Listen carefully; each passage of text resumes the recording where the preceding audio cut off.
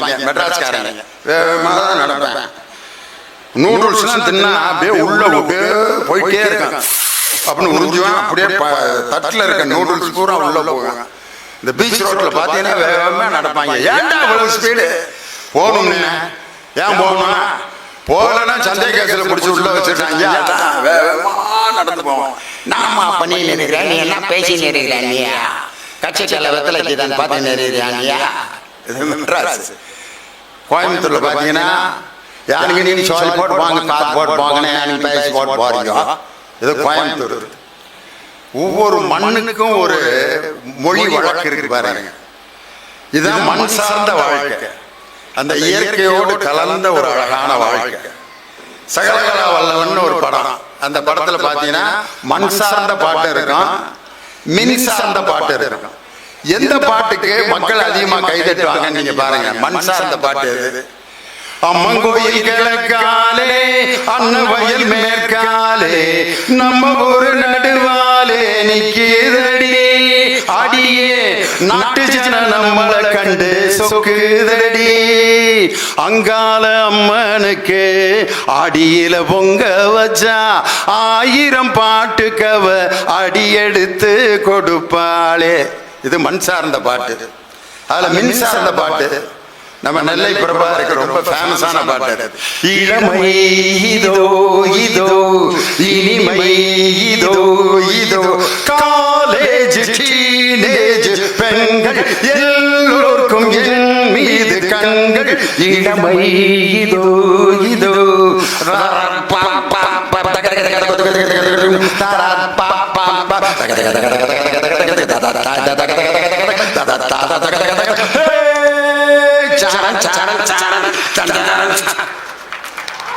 அம்மங்கோயில் கிழக்கால பாடின யாராவது கை தட்டீங்களா? எவ்வளவு அருமையான நாட்டுப்புற பாட்டு. உசுறு கொடுத்து பாடின இளையராஜா வாய்ஸ் அப்படியே இமிடேட் பண்ணணும். இளமை இதோன்னா கல்யாண வீட்டுல எல்லாம் ஒரு காலத்துல மணமகளே மருமகளே வா வா, இப்ப அதெல்லாம் இல்ல. டிஜே ஒரு 50 பாட்டை ரெக்கார்ட் பண்ணிக்கிறேன். பொண்ணு மாப்பிள்ள கேடுகிட்டேலாம் ஆடுது. தாலியே கட்டல, அதுக்குள்ளே ஏன்டா அப்படி கட்டி பிடிச்சி ஆடி. அதான்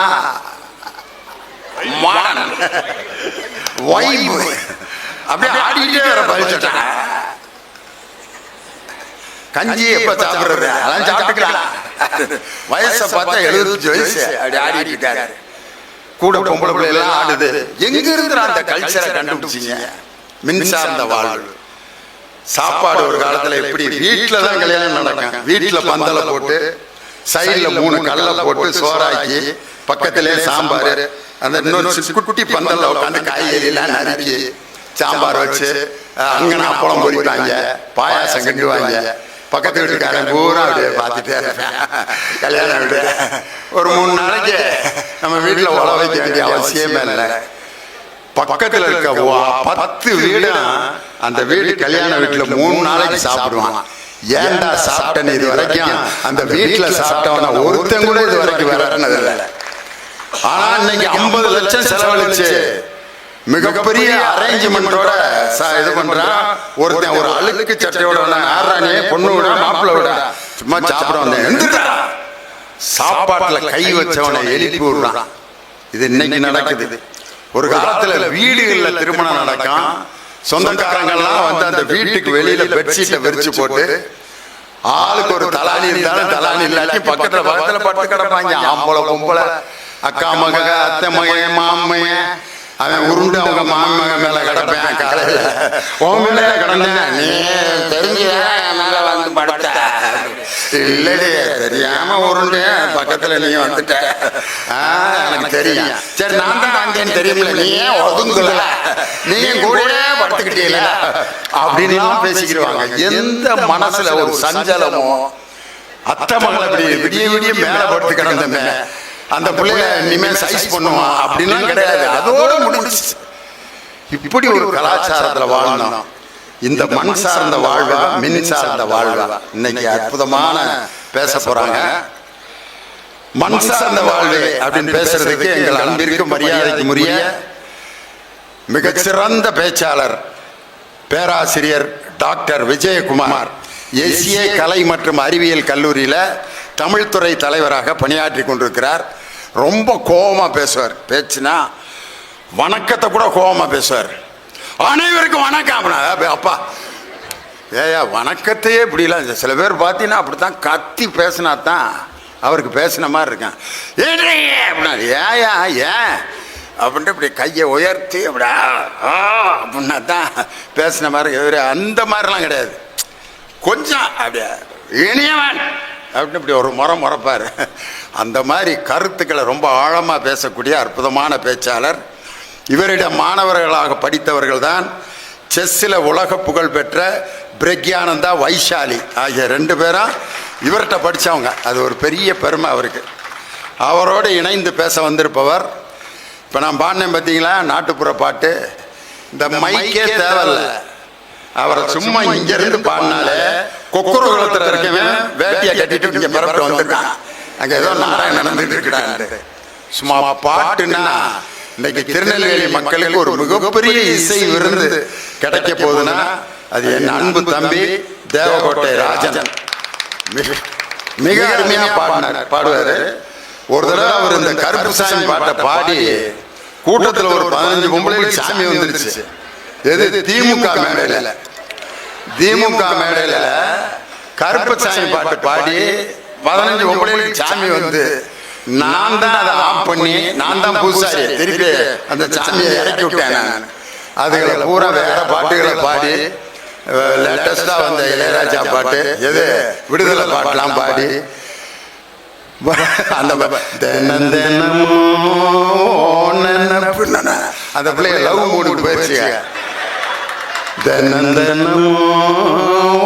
நினப்பு வளைக்கிறதே என்ன தொலைக்கிறதே கனகனமோ என்னை இழுத்து படுத்துற பாடு பொறுக்கல்லையே வெளியே வரவும் வழி இல்ல உள்ளுக்குள்ள துடிப்போம் கணக்கில்ல தினமோ அப்படின்னு சாமி இறங்கி அப்படியே லவ் மூடுக்கு அப்படியே ஆப்பாயி அதுக்கப்புறம் நாங்க பட்டிமன்றம் நடத்தினோம். நீதிபதி அவர்களே, இந்த மண் சார்ந்த வாழ்க்கையா மின் சார்ந்த வாழ்க்கையான்னு ஒரு கேள்வி கேட்டிருக்கீங்க.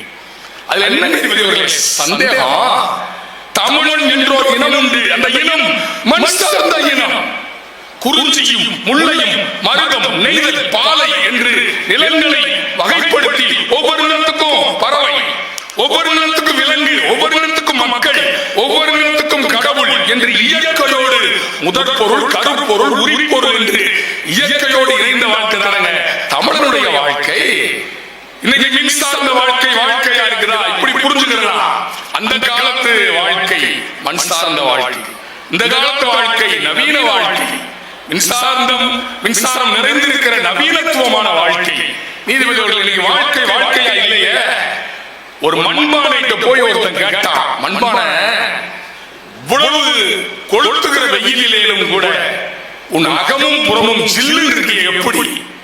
அந்த மண்பானை அவரிடம் சொன்னது, நீதிபதி அவர்களே, நான் பிறந்ததும் இந்த மண் தான், நான் முடிந்து போவதும் இந்த மண் தான்.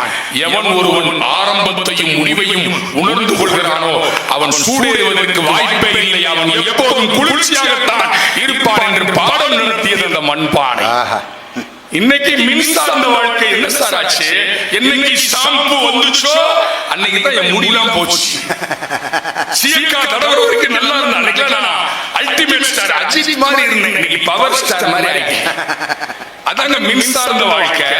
5 நாட்களில் உங்களுக்கு தரும் சிவப்பழை போடுங்கள்.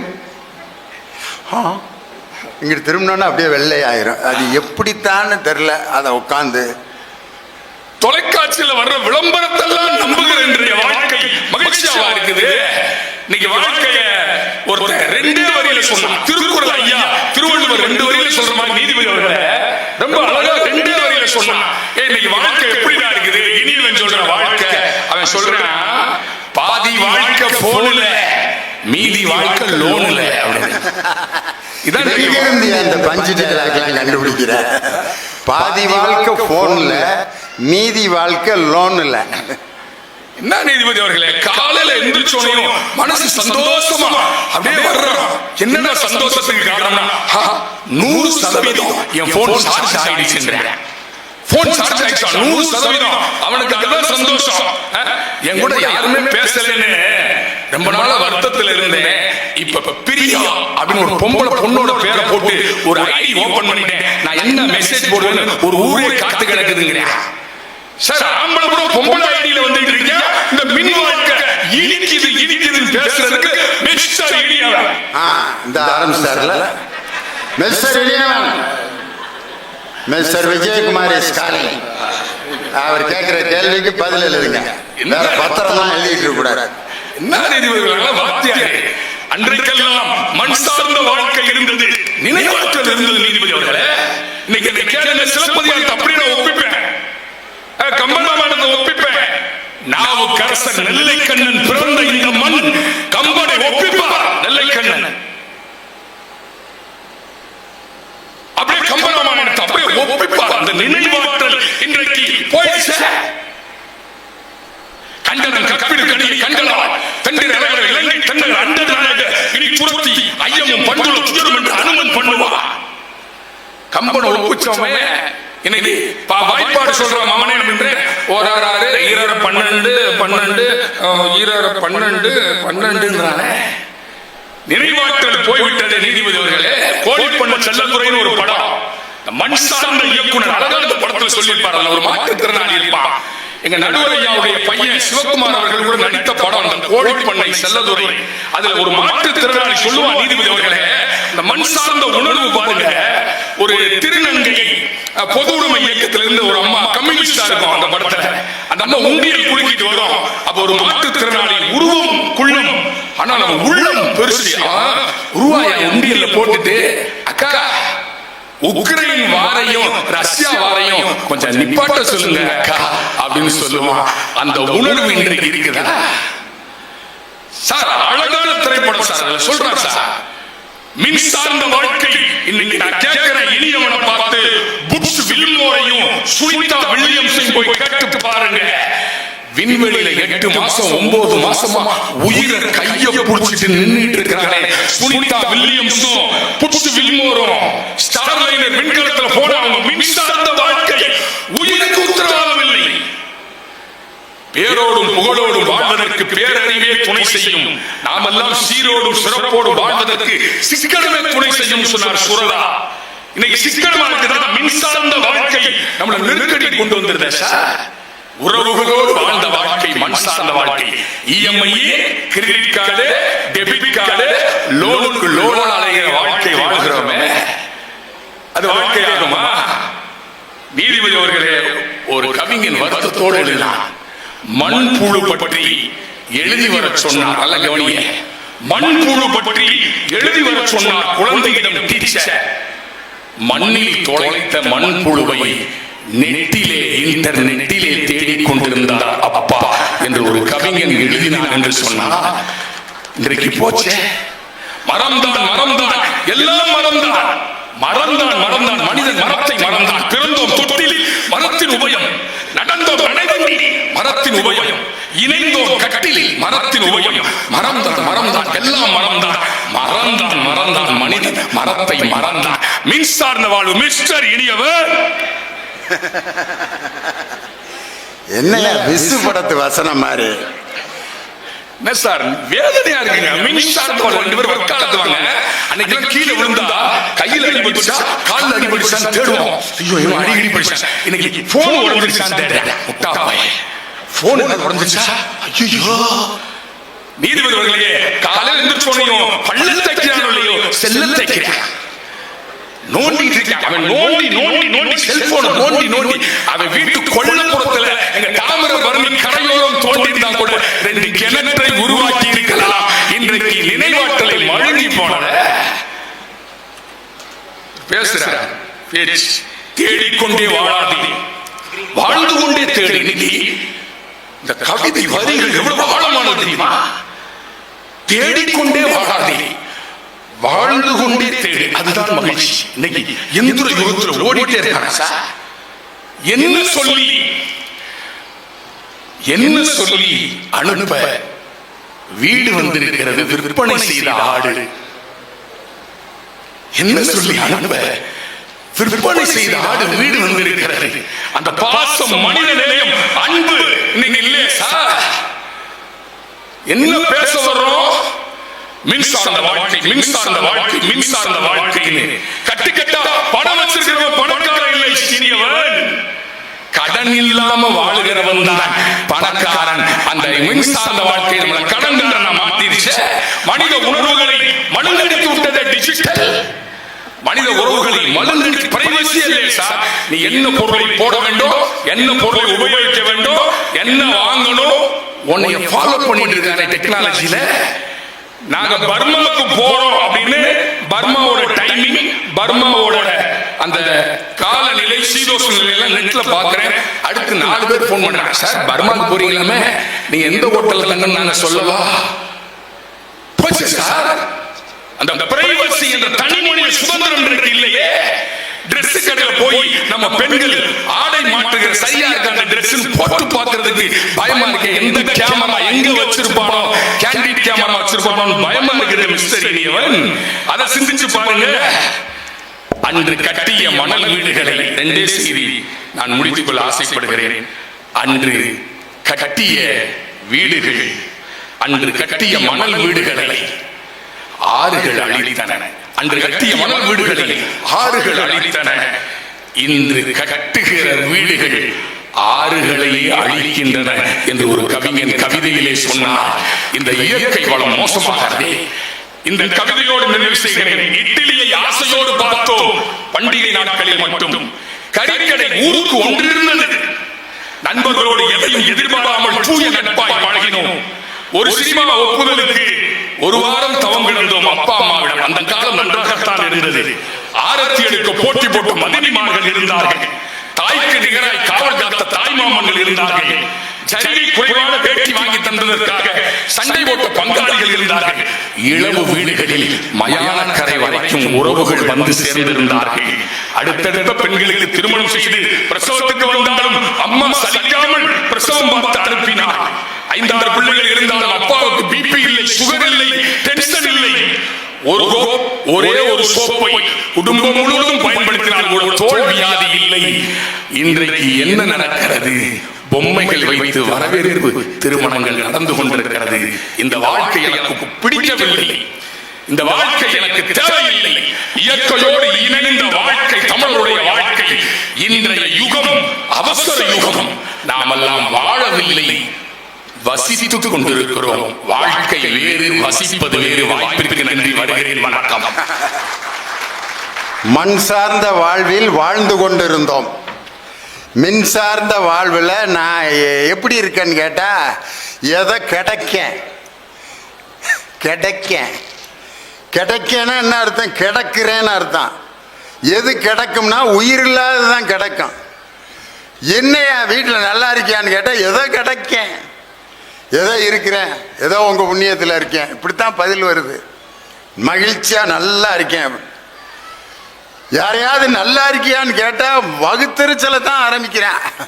இப்போ தான் சுகரு மாத்திரை சாப்பிட்டு 400 ஆகி போச்சு.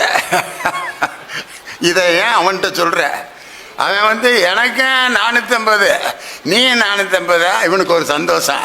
நம்மளை விட அந்த ஆளுக்கு 50 கூட அப்படின்ட்டு 2 ஃப்ரெண்ட் ஆயிடுச்சு. சுகர் குரூப் அப்படின்ட்டு 2 பேரும் சேர்ந்து வீட்டுக்கு போனால் காப்பியில் சக்கரை கூட போட மாட்டாங்க.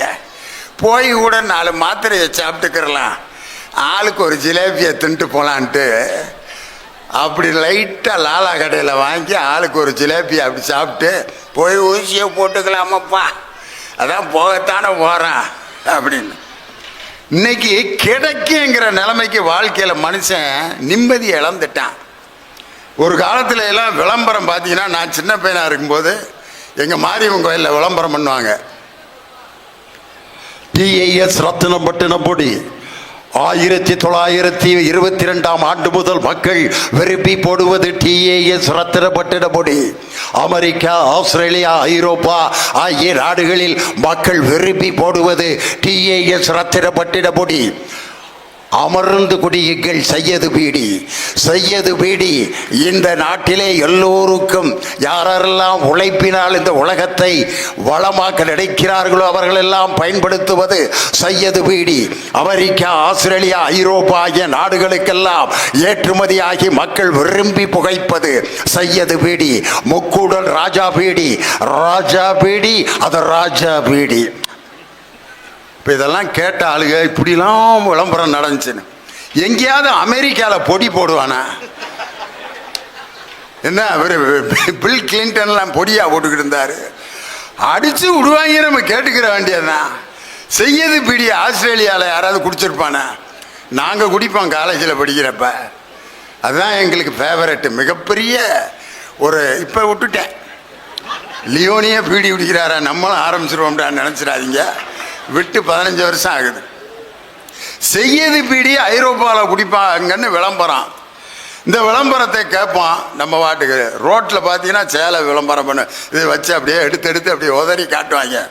ஐயாவுக்கு அம்மாவுக்கு ரொம்ப ஃபேவரட்டான சேலை, அம்மா கலருக்கு பார்த்தீங்கன்னா அந்த சேலை அப்படி இருக்கும் அப்படின்ட்டு அவன் இப்படி மேலே வச்சு அப்படி கட்டி பார்த்தீங்களா அப்படிமா.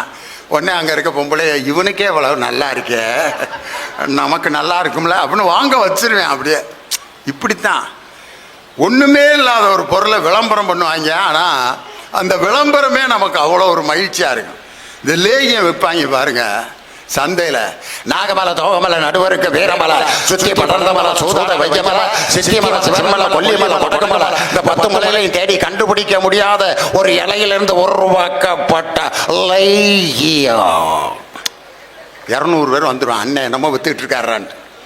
அதெல்ல விதல்ல சுதல்ல பாதால இந்த 4 லோகத்திலையும் கண்டுபிடிக்க முடியாத ஒரு விதை எடுத்து விதையும் இலையும் சேர்த்து உருவாக்கப்பட்ட லேகியம். சில பேர் பாத்ரூம்ல போய் வாளியில் தண்ணியை வச்சு சென்டர் பண்ணி உட்காருவான், முக்குவான், முனகுவான், திக்குவான், திணறுவான். மேட்ரு கீழே இறங்காம அவன் பாட்டு கடந்து கஷ்டப்படுவான். டமால் டுமால் டுமில் என்று AK-47 சவுண்ட் வந்த மாதிரி சவுண்ட் வந்துகிட்டு இருக்கான். மேட்ரு இறங்காது. நம்ம லேகியத்தை காலையில் ஒரு உருண்டை, மத்தியானம் ஒரு உருண்டையை பிடிச்சி ஒரு செம்பு சுடுதண்ணியை கப்புன்னு அடிச்சுன்னா சும்மா நாட்டுக்கொட்டை செட்டியார் காசை கொட்டின மாதிரி சும்மா பொறித்து அவங்க ஆக்ஷனா அவங்க கொடுக்குற உதாரணங்களையும் பாருங்களேன். நாட்டுக்கொட்டை செட்டியார் காசை கொட்டின மாதிரி விற்பாங்க. என்ன விளம்பரம்! ஆனால் இன்னைக்கெல்லாம் எப்படி ஏமாத்துற விளம்பரம். சொட்டு நீலண்டோய் ரீகல், சொட்டு நீலண்டோய், என்ன வெண்மையோ, ஆஹா என்ன வெண்மையோ. என்னாச்சு? குழந்தை அழுவுறத உட்வேர்ட்ஸ் கொடுக்க சொல்லு. நீ குழந்தையா இருக்கிறச்ச அதுதான் கொடுத்தேன். எத்தனை வருஷம் ஓட்டிக்கிட்டு இருந்தாங்க. நினைந்தாலே கனவு நனவாகும், அதிக சுவை உதயம், புதிய சன்ரைஸ். செக்க செவேர்னு ஒருத்தன், செக்க செவேர்னு ஒரு பொம்பளை பிள்ளை. நினைந்தாலே கனவு நனவாகும், அதிக சுவை உதயம், புதிய சன்ரைஸ். அழகான ஒரு பொண்ணு கொண்டு வந்து அப்படி குடிச்சா அப்படியே டேஸ்ட் பண்ணி நம்ம சன்ரைஸ் குடிக்கிறேன் பூரா அப்படி சோப்பாயிருவான்ட்டு அரவிந்த் சாமி நடிச்சது அந்த விளம்பரம்.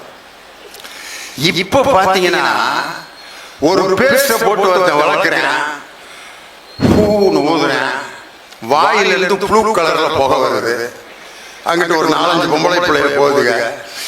அப்படின்னு உறிஞ்சிட்டு நான்சென்ஸ், இவனை நம்ம லவ் பண்ண கூடாது. அதுக்கப்புறம் அந்த முக்கியமான பேஸ்ட வாங்கி இவர் விளக்கிடுவார்.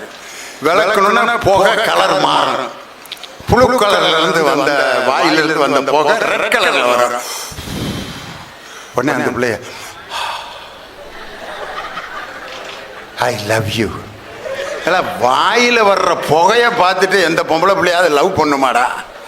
நம்ம மண்டையில மூல விளம்பரம். திடீர்னு பார்த்தீங்கன்னா ஒரு பிளேட் எடுத்து சவரம் பண்ணுவாரு. அப்படி இப்படி தடவி பார்த்துட்டு நோ அப்படிங்க. ஏன்னா சொரன்னு இருக்கான். அப்புறம் 3 பிளேட வச்சு இப்படி இழுப்பாரு. அந்த பிள்ளை வந்து இப்படி தொட்டு பார்த்தாரு. I love you. 3 பிளேடுக்காக ஒரு பொம்பளை பிள்ளை லவ் பண்ணுமா? இன்னைக்கு எப்படி ஆயிடுச்சு பாருங்க மின்சார்ந்த வாழ்க்கை. அதான் சொன்னாரு, செயற்கையான வாழ்க்கையை நம்மை செயற்கையான உலகத்துக்கு கொண்டு போகுது. பதில் சொல்லணும், வாங்க கடலூர் தனிகை வேலன் மின் சார்ந்த வாழ்வே என்ற அணிக்கு தன் கருத்துக்களை வழங்க வருகிறார். வாங்க.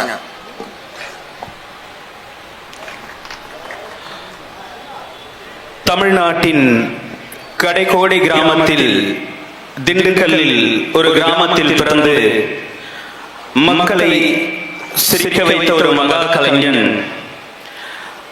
மின்சார்ந்த வாழ்விற்கு தன்னை மாற்றிக்கொண்ட ஒரு காலகட்டத்தில் ராம்ஜி ஆடியோ கேசஸ் வழங்கும் மக்கள் மனதை பெரிதும் கவர்ந்தது புதிய பாடல்களா பழைய பாடல்களா என்கின்ற ஒரு கேசட் அவருடைய வாழ்க்கையை மாற்றியது. அதிலிருந்து தன்னுடைய வாழ்வை புதுப்பித்துக் கொண்டு தொலைக்காட்சியில் ஒரு பட்டிமன்ற நடுவராய் கோலோச்சி இன்று தமிழகத்தின் தமிழ்நாடு பாடநூல் கழகத்தின் தலைவராக உயர்ந்திருக்கின்றார் என்றால் நகைச்சுவை தென்றல் திண்டுக்கல் ஐ லியோனி அவர்களுடைய வாழ்க்கையே மாற்றியது மின்சார்ந்த வாழ்க்கை என்றால் அது கிடக்கட்டும். இந்த மின்சார்ந்த வாழ்க்கையில நம்ம படுற பாடு இருக்கே, இந்த இங்க நின்றுக்கிட்டு இருக்காங்கல்ல ரெக்கார்டு பண்ணிக்கிட்டு, இவங்க நாளைக்கே அதை டெலிகாஸ்ட் பண்ணிடுவாங்க. அதில் ஏதாவது ஒன்று சென்னை புத்தக திருவிழாவில் பேசினதை நான் பேசியிருந்தா எல்லா இடத்துலையும் லியோனி இதுதான் பேசுகிறாரு போல இருக்குன்னு என்னை காட்டி கொடுக்கறது பூரா இந்த மின்சார்ந்த வாழ்க்கை தான். ஆனால் இதில் என்ன ஒரு பெரிய ஒரு எனக்கு பெஸ்ட்டுன்னா, இவங்களுக்காக வேண்டிய ஒவ்வொரு மேடையையும் புது மேடையாக மாற்றிக்கொள்ள வச்சது இந்த மின்சார்ந்த வாழ்க்கை தான். நாளைக்கு இவங்க இன்னொரு இடத்துல அதை டெலிகாஸ்ட் பண்ணும்போது, நாளைக்கு மாயவரம் புத்தக திருவிழாவில் பேச போகிறேன். திருநெல்வேலியில் பேசாத விஷயங்களை புதுமையாக சிந்தித்து பேசணும்னு எனக்கு அந்த உணர்வை ஊட்டியது இந்த மின் சாதனங்கள் தான். இதுக்கு முதல்ல நன்றி சொல்லணும். நடுவர் அவர்களே, மிஸ்டர் விஜயகுமார் அவர்களே, பச்சை சட்டை போட்டுட்டு புத்தக திருவிழாவுக்கு வரலாம். அதுக்காக பச்சை பச்சையா போய் சொல்லணும்னு அவசியம் கிடையாது. வந்ததுல இருந்து எவ்வளவு போய் நான் கேட்கிறேன், முகப்பேர்ல இருந்து கிளம்பி பட்டிமன்றத்துக்கு வந்திருக்கீங்க திருநெல்வேலிக்கு. நான் என்ன கேட்கிறேன்னா, செம்மண்ணை தோண்டி ஆன்லைன்ல டிக்கெட் புக் பண்ணி கரிசல் மண்ணில் ஏறி உட்கார்ந்து மாட்டு வண்டியை ஓட்டிக்கிட்டு திருநெல்வேலி பட்டிமன்றத்துக்கு வந்து சேரணும்னா வந்து சேர்ந்திருக்க முடியுமா? இல்லனா மனசு சார்ந்த வாழ்க்கை எங்கள் மூதாதையர் வாழ்ந்த மாதிரி இலத்தடையை கட்டிக்கிட்டு சென்னையில இருந்து ஜிம்பாலே ஜிம்பாலே ஜிம்பல ஜிம்பா அப்படின்னு பேராசிரியர் விஜயகுமார் வந்தா அவர் வருவார். நம்மளால பார்க்க முடியுமா? எவ்வளவு பேச்சு மின்சாரம் இல்லாம வாழ்க்கை சந்தோஷமா இருந்துச்சு. நான் என்ன கேட்கிறேன், சென்னையில ஆன்லைன்ல டிக்கெட் புக் பண்ணி அப்னா பார்க்ல ரூம் போட்டு தனிக்கே அந்த ஏசி ஆன் பண்ணு, ஏசியோட சார்ஜ்ல போடு, அந்த டிவி ஆன் பண்ணு, நியூஸ் பார்க்கணும், என் காலேஜ்ல இருக்கிற பசங்களுக்கு சிலபஸ் அனுப்பணும், உடனே லேப்டாப் ஆன் பண்ணுன்னு வாடுறது பூரா மின்சார்ந்து மேடையில பூரா பொய்யா பேசி நைட்டுக்கு சாப்பாடு கிடைக்குமா? எவ்வளவு பேச்சு நடுவுல நாம யோசிச்சு பாருங்க. இன்னைக்கு இவ்வளவு அழகா உட்கார்ந்து இந்த பட்டிமன்றத்தை ரசிக்கிறோம் இல்லையா, இவ்வளவு மின்னொலியில. ஆனால் இந்தியாவிற்கு மின்னொலி வந்த காலகட்டமே 1899 தான். சில நூற்றாண்டு, ஒரு நூற்றாண்டு கிட்டத்தட்ட. இதுல இருக்கிற இந்த வாழ்க்கை நம்ம எவ்வளவு மெருகேற்றி கொண்டு போயிருக்குன்னு அதுக்கு நன்றி சொல்லாம கிராமத்துல எல்லாம் பாருங்க எவ்வளவு சந்தோஷமா இருக்காங்க. நாங்க கிராமத்துல வாழலையா? நீங்க யோசிச்சு பாருங்க. ஒரே ஒரு மல்லாட்ட ஊறுகாய், மல்லாட்ட ஊறுகாய் மணிலா இருக்கு இல்லையா, அதை வச்சு ஒரே ஒரு ஊறுகாய் அரைக்கிறதுக்கு 4 அக்கா ஒன்னா உட்காரும். கூப்பிடும் கரெக்டா, ஏ கோமதி பக்கத்துல உட்காரடி, எவ்வளவு நேரம் அரைக்கிறதுன்னு அரைக்க ஆரம்பிக்கும். கிராமத்துல யோசிச்சு பாருங்க. கரெக்டா 4 பேர் உட்கார்ந்து இருக்கும் போது 5ஆவதா ஒருத்தைய பத்தி பேசிட்டு இருக்கோம். அந்த 5ஆவதா ஒருத்தைய பேசி முடிச்சது ஒரு அக்கா இருடி, என் வீட்டுல என் புருஷன் சோறு வச்சுட்டு வரேன் எழுந்திருச்சுன்னு வச்சுங்க. இப்ப எழுந்திருச்சு போனாலே அவன் கதை தெரியுமா உனக்கு? கடைசி வரைக்கும் அடுத்த 3 அக்கா எழுந்திருக்கவே இருக்காது. ஏன் எழுந்திருச்சு போனா அடுத்தது நம்மளை பத்தி தான் பேசுவான்ட்டு. புறணி பேசுறதே ஒரு வாழ்க்கையா வாழ்ந்துட்டு இருந்த நீங்க எங்க இன்னைக்கு வீட்டுல உட்கார்ந்துகிட்டு அந்த மிக்சியில மலாட்டையை போட்டு அப்படி முடிஞ்சிருச்சு, வேலை முடிஞ்சிருச்சா? எந்த வித புறணியும் இல்லாம வாழ்க்கையை அழகா வாழ்றது நகரத்து வாசிகள். ஒரு 4 பேருக்கு இட்லிக்கு மாவாட்டுறதுக்குள்ள 40 வீடு பிரச்சனை அங்க வந்துடும். இந்த சின்னாயி மக மூக்காயை கட்டி கொடுத்தாங்களே மதுரைக்கு, அவள் வாழ்கிறாளா வந்துட்டாளா? அவள் எங்கே போய் வாழ போகிறான்? 3ஆவது நாளே துரத்தி விட்டாங்க. 5 பவுனு கம்மியாக போட்டாங்களா? உனக்கு எதுக்கு? மாவு நல்லா ஆடுதா இல்லையா?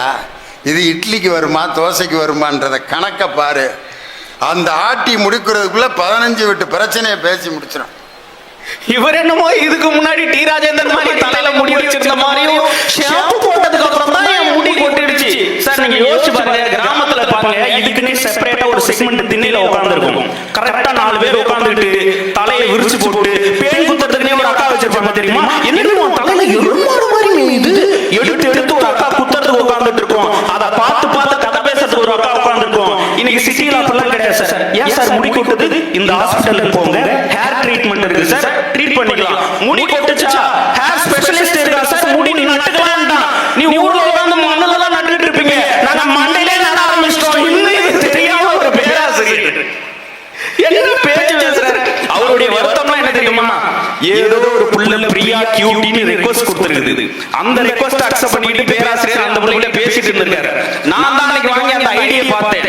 பிரியா கியூட்டி, ஏஜ் 25, எல்லாம் கரெக்டா தான் இருக்குது. இல்ல தம்பி இப்ப திடீர்னு என்கிட்ட பேச மாட்டேதுன்னு. பிரியா கியூட்டி, ஏஜ் 25 எல்லாம் கரெக்டா போட்டு இருந்துச்சு. கடைசியில ஒண்ணு போட்டு இருந்துச்சு, பாய்ஸ் ஹையர் செகண்டரி ஸ்கூல். பையன் பண்றதெல்லாம் நீங்க பண்ணிட்டு வந்து டெக்னாலஜியை குறை சொல்லக்கூடாது சார். யோசிச்சு பேசணுமா இல்லையா? சுடுகாடு சார், சாதாரணமா யோசிச்சு பாருங்க. ஒரு சுடுகாடு முதல்ல உங்க இயற்கை சூழ்ந்த கிராமத்துல ஒழுங்கா இருக்கா சார்? அவனுக்கு ஒரு சுடுகாடு, இவனுக்கு ஒரு சுடுகாடு. உன் ஊர்ல செத்தனா என் ஊர் தெரு வழியா எடுத்துட்டு போக கூடாதுன்னு அந்த ஊர்ல வெட்டு குத்து பண்ணிட்டு இன்றைய சூழல்லையும் தண்ணியில கழுத்து வரைக்கும் தண்ணியோட தோல்ல பாடைய தூக்கிட்டு போற எத்தனையோ ஊர் உங்க கிராமத்துல தான் இருக்குது. சிட்டில அந்த பிரச்சனையே கிடையாது. கொண்டு போறான், உள்ள தள்ளுறான், சுவிட்ச போடுறான், டம்ளர்ல கொடுத்துறான். இது அழகான வாழ்க்கையா? கொண்டு போய் அடக்கம் பண்றதுல கூட பிரச்சனை பண்ற உங்க வாழ்க்கை நல்ல வாழ்க்கையா? அதுல அவர் வந்து நினைவாற்றலே போயிடுச்சு எங்க பிள்ளைகளுக்கு. உனக்கு எத்தனை ஜிபி மெமரி கார்டு வேணும்? எத்தனை ஜிபின்னு வேணும்? 256 வேணுமா? 128 வேணுமா? சார் யோசிச்சு பாருங்க சார். இந்த படத்துல இந்த பாடல் வேணும் சார். காதலர் தினத்துல இருந்து ஒரு பாட்டு வேணும். பையன் எடுக்கிறான் சார், அவன் சொல்லணும் இல்ல, கூகுள்ல தட்டுறான், டக்குன்னு வருது சார். எவ்வளவு அழகா பாடுது, கேட்கிற பாட்டை பாடுது சார். உங்க கிராமத்துல அந்த வாய்ப்பு எல்லாம் கிடைச்சிருக்குமா? கூகுள்லாம் கிடையாது, அலெக்சா அப்படின்னு ஒண்ணு வச்சிருக்காங்க. அலெக்சா, அலெக்சா விடுதலை, விடுதலையில வழிநெடுக காட்டுமல்லி அப்படின்னா அலெக்சா உடனே ஆரம்பிச்சிருது. அப்படிலாம் என்ன நேர் விருப்பம்னாலும் அலெக்சாட்ட கேட்கலாம். போதும் பாட்டு நிறுத்த அலெக்சா, நின்றுது. அந்த பாட்டு சரியில்லை, முருகன் பாட்டு போடு, உடனே முருகன் பாட்டு, ஐயப்பன் பாட்டு. இந்த மாதிரி வாய்ப்பு எங்கேயாவது கிடைச்சா ஒரு பாட்டு கேட்கறதுக்கு அந்த மை செட்டுக்காரருக்கு எத்தனை தடவை வெத்தலாக்கு வாங்கி கொடுத்துருக்கேன் தெரியுமா? நான் போய் வெத்தலாக்கு வாங்கிட்டேடா, எதுங்க இந்த பாட்டு போட்டு விடுங்கண்ணே, எம்ஜிஆர் பாட்டுனே போடலாம், போய் வெத்தலாக்கு வாங்கிட்டு வா, பீடி வாங்கிட்டு வா அப்படின்னு பீடி ஈடிலாம் குடிச்ச என்ன பாட்டு கேட்டா? குடியிருந்த கோயிலில் குங்குமம் பொட்டின் மங்களமா போடுறேன், குங்கும பொட்டின் மங்களம் அப்படின்னு. ஆஹா, இந்த ஒரு பாட்டுக்கு அந்த ஆளுக்கு எத்தனை கூலி வேலை பார்த்துருக்கேன் தெரியுமா? இன்னைக்கெல்லாம் அலெக்சான்னு பாட்டு கேட்குது சார். எப்ப மின்சார்ந்த வாழ்க்கை கிராமங்களை போய் தொடுதோ அப்பதான் சார் கடைக்கோடியில் இருக்கிறவங்களுக்கு கூட வாய்ப்பு கிடைக்குது சார். கலைஞர் ஆவதுக்கு ஒரு சின்ன பையன் சார் ஒரு ஊர்ல இருந்து ஒரு போனை வச்சுட்டு போனா சார் ஒரு பாட்டு அழகா. இளையவளின் இடையொரு நூலகம் படித்திடா பணிவிடும் இரவுகள் ஆயிரம், உடையனை எடுத்து என்னை உடுத்து நூலாடி வரும் என்ன உன் பேரல்ல நான் சொன்னதும் என் வீட்டு ரோஜாக்கள் பூக்கின்றன, உன்னை ஓர் நாள் காணாவிடில் எங்கே உன் அன்பென்று கேட்கின்றன, நீ வந்தால் மறுகணம் நெடியும் என் வானமே. எவ்வளவு அழகு சார். அவன் பாடி முடிச்சதும் அதை போடுறான் சார் Facebookல. அதை பார்த்துட்டு ஒரு இசையமைப்பாளர் கூட்டு வாய்ப்பை கொடுக்கிறாருன்னா மண்ணிலே பிறந்துட்டு இருந்தா கிடைக்குமா அந்த வாய்ப்பு? இந்த மின் சாதனங்கள் தான் சார் அவனுக்கு களம் அமைத்து கொடுத்திருக்கு. இன்னைக்கு எவங்கிட்டெல்லாம் போன் இருக்கோ அவன்லாம் ஒரு கலைஞனா இந்த மண்ணுல நிக்கிறானா இல்லையா? சும்மா வந்துட்டு பெண்களுக்கு பிடிச்ச மின்சாதனம் எது சொல்லுங்க நடுவர் அவர்களே? பெண்களுக்கு பிடிச்ச மின்சாதனம் வீட்டுல எதுன்னு சொல்லுங்க. நிறைய இருக்கு, மிக்சி இருக்கு, கிரைண்டர் இருக்கு, வாஷிங் மிஷின் இருக்கு. நடுவர் அவர்களே, அது எல்லாவற்றையும் கடந்த ஒரு சாதனம் இருக்கு, ஃப்ரிட்ஜ். காலையில ஒரு சோறு ஆக்கணும், அந்த ஆளுக்கு மத்தியானம் ஒரு சோறு வடிச்சு குழம்பு வைக்கணும், நைட்டுக்கு வைக்கணும், மறுநாள் காலையில அந்த ஆளு சுட சுட வச்சாதான் சாப்பிடுவான்னு சொல்லி வெறும் சோறாக்கும் இயந்திரங்களாய் மட்டுமே கிராமத்துல பெண்களை பயன்படுத்திட்டு இருந்த உங்களுக்கெல்லாம் ஆப்பு வைக்கிறதுக்காக தான் கொண்டு வந்தா ஃப்ரிட்ஜ்னு ஒண்ணு.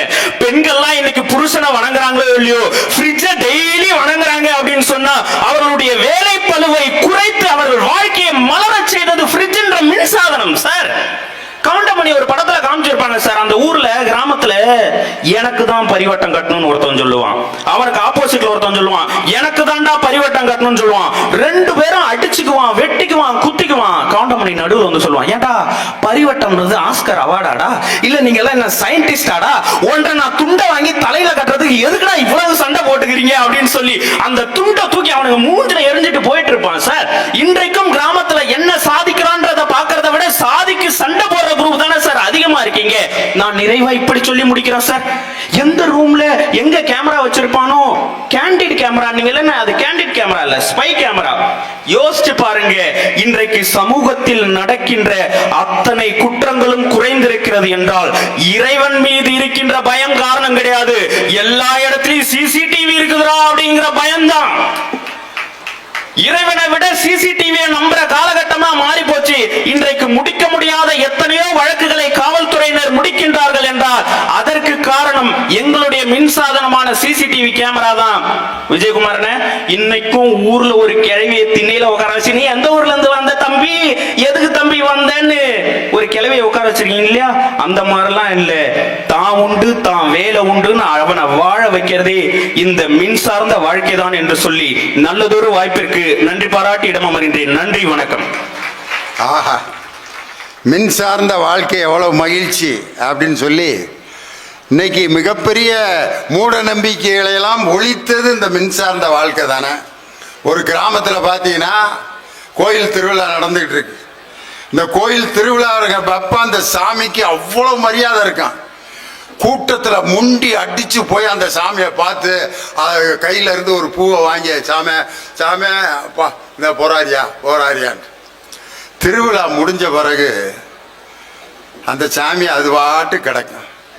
அப்போ யோசிக்கும் சாமி, நேற்று கூட்டமா வந்து என்னைய பார்த்தானுங்க, இன்னைக்கு ஒரு பேர் கூட இல்லை, நானா உட்காந்துருக்கேனாடான்.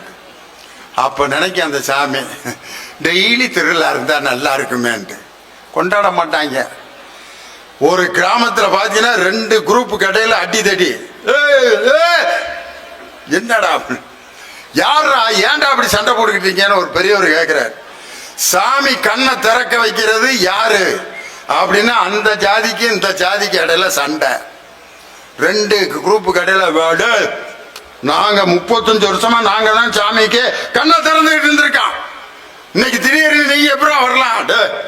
எங்க தாத்தாவோட தாத்தா இந்த சாமியோட கண்ணை திறந்ததுனாலதான் மழை பெஞ்சு தெரியுமா? 2 குரூப்புக்கு சாமி கண்ணை மூடியே உட்காந்துருக்கு. 2 குரூப்புக்கு இடையில அடி தடி ஆகி 50 பேரும் போலீஸ் ஸ்டேஷன்ல எஃப்ஐஆர் போட்டு உட்காந்துருக்கேன்.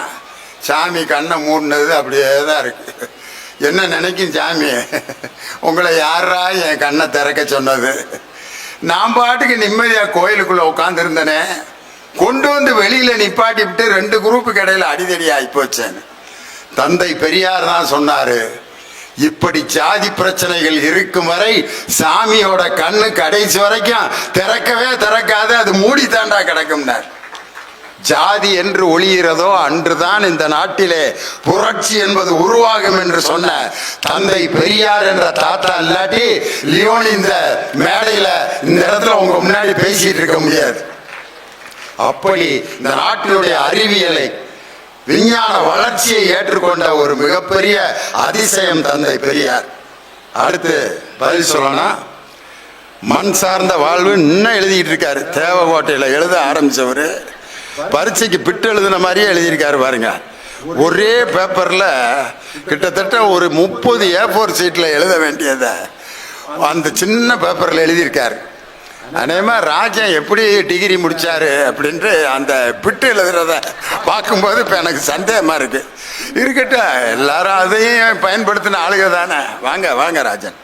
அப்போலாம் இந்த மாணவர்கள் பள்ளிக்கூடத்துக்கு போகும்போது அவங்க பயந்துகிட்டு போவாங்க. இந்த வீட்டு பாடம் செய்யலைன்னு வச்சுக்கிறீங்களே, இன்னைக்கு அடி பின்ன போறாரா, என்ன பண்ண போறாரோ, எங்க நிறுத்த போறாரோன்னு மாணவர்கள் பயந்து பள்ளிக்கூடம் போனது அந்த மண் சார்ந்த காலம். இன்னைக்கு வாத்தியாரு கிளம்பும் போதே ஒரு தேங்காய கடையில் வாங்கிட்டு கிளம்புறாரு. நேர பிள்ளையாரி கோயிலில் போய் உடைச்சு போட்டு இன்னைக்கு இந்த பயல்களால நமக்கு எதுவும் வந்துடக்கூடாதான்னு பிள்ளையார் கோயிலில் தேங்காய் உடைச்சிட்டு போற காலத்தில் இருக்கிறோம்ப்பா. மின்சார்ந்த காலத்தில் பெண்கள்லாம் நிறைய இருக்கிறீங்க. நான் யதார்த்தத்தை கேட்கிறேன். ஒரு காலத்துல இந்த புருஷனுக்கு எது பிடிக்கும்னு பார்த்து சமைப்பாங்க. அது எப்ப? அந்த மண் சார்ந்த காலத்துல புருஷன் எதை சாப்பிடறான்னு உட்கார்ந்து ரசிப்பாங்க. எதை டேஸ்ட் பண்ணி சாப்பிடறான், இதை தாண்டா சமைச்சு கொடுக்கணும் அப்படின்னு பார்த்து சமைச்சது அந்த மண் சார்ந்த காலம்.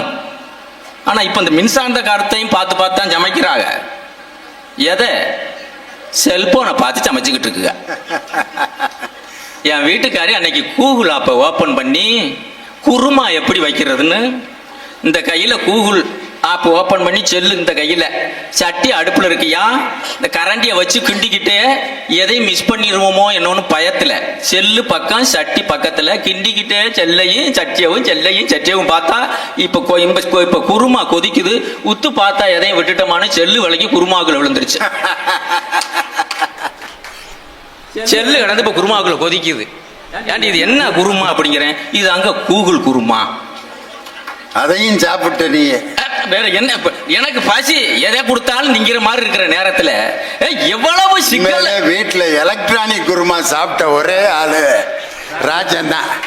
செல்போனையும் சேர்த்து உருளைக்கிழங்கோட வேக வச்சு அதையும் சப்பாத்தியில தொட்டு தின்னுருக்காரு பாருங்க. வேற என்ன செய்ய முடியும்? எவ்வளவு சிக்கல் நெருக்கடியில பாக்குறதுக்கு மின்சார்ந்த காலம் எல்லாம் நமக்கு என்னமோ வசதிக்கு அது உதவிகரமா இருக்கும். அதுக்கு இருக்கிற ஒவ்வொருத்தரையும் எங்களுக்கு தாங்க தெரியும்.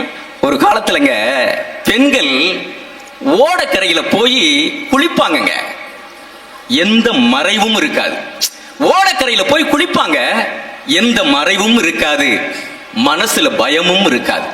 ஆனா இன்னைக்கு பாத்ரூம்ல குளிக்கிறாங்க. ஒவ்வொரு நிமிடமும் பயந்து எங்கே செல்போனை வச்சிருப்பான், எங்கே கேமரா வச்சிருப்பான்னு சொந்த வீட்டு பாத்ரூமுக்குள்ள குளிக்கும் போதே பயந்து குளிக்கிற மின்சார்ந்த வாழ்க்கையிலே வாழ்ந்து கொண்டிருக்கிறோமே.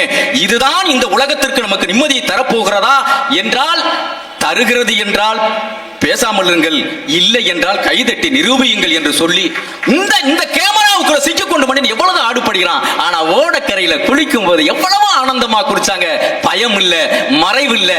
அந்த குளிப்பாங்க, அந்த மன மகிழ்ச்சி. அந்த அத்தை மகன் அந்த அப்படி ஓர கரையில நின்று அப்படி பாடுவான். எப்படி தெரியுமா? தந்தானே தானே நானா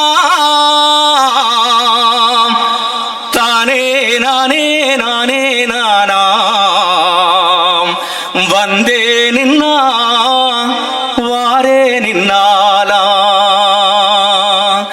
தம்பிராஜன் தான் சொந்தமா பாட்டெழுதி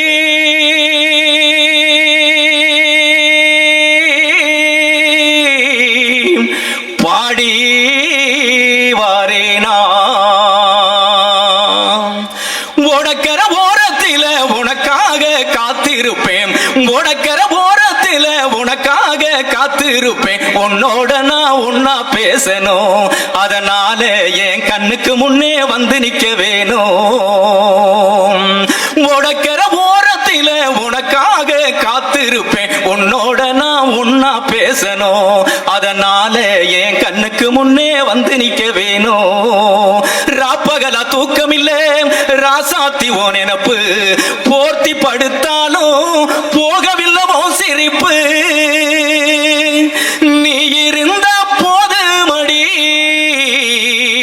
நான் இத்த ஒரு பாட்டெழுத, கண்ணால் கண்டால் பின்னால் மறையிறேன், பக்கம் வந்தாக்க அனல் பார்வை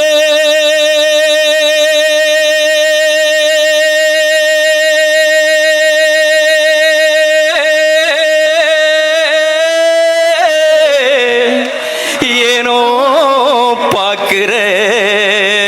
நீ இருந்த போதும் அடி நித்த ஒரு பாட்டெழுத, நீ இருந்த போதும் அடி நித்த ஒரு பாட்டெழுத கண்ணால் கண்டால் பின்னால் மறையிற பக்கம் வந்தாக்க அனல் பார்வை ஏனோ பாக்குற பக்கம் வந்தாக்க அனல் பார்வை ஏனோ பாக்குற பக்கம் வந்தாக்க அனல் பார்வை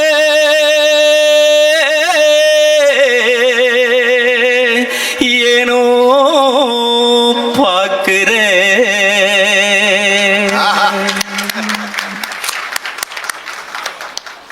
எல்லாரும் என்ன நினைக்கிறாங்க, நம்ம லவ் பண்றப்ப இந்த மாதிரி பாட்டெல்லாம் நமக்கு சிக்காம போச்சே, ஏதேதோ பாட்டை பாடி நம்ம லவ்ஸ் பண்ணமே, இந்த மாதிரி பாட்டெல்லாம் அன்னைக்கு கையில சிக்கலையே அப்படின்னு நினைக்கிறது எல்லாருடைய முகத்திலையும் தெரியுது.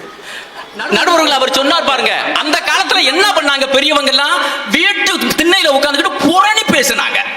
புரணி பேசி எந்த குடும்பத்தை பிரிக்கலாம், யாரை கெடுக்கலாம்ங்கிற சிந்தனையில இருந்தது மனுஷாந்த காலம்னு தணிக வேலன் சொன்னார். நான் ஒன்னே ஒண்ணு கேட்கறேங்க, இப்ப உள்ளதை கேட்கிறேன். இந்த விஜய் டிவியில இந்த பிக் பாஸ்னு ஒண்ணு ஓடுதுல, அதுல என்ன பண்றாங்க, 5-6 ஆம்பளையும் 15 பொம்பளையும் ஒன்னா கூட்டி ஒரு வீட்டுக்குள்ள போட்டு அடைச்சு அதுக்குள்ள இருந்து அதுக்குள்ள என்ன தெரியுமா வேலை, அந்த அதே ஒரே வீட்டுக்குள்ள ஒன்னா இருந்து புரணி பேசி ஒவ்வொருத்தனா வெட்டி வீட்டை விட்டு அனுப்பணும்.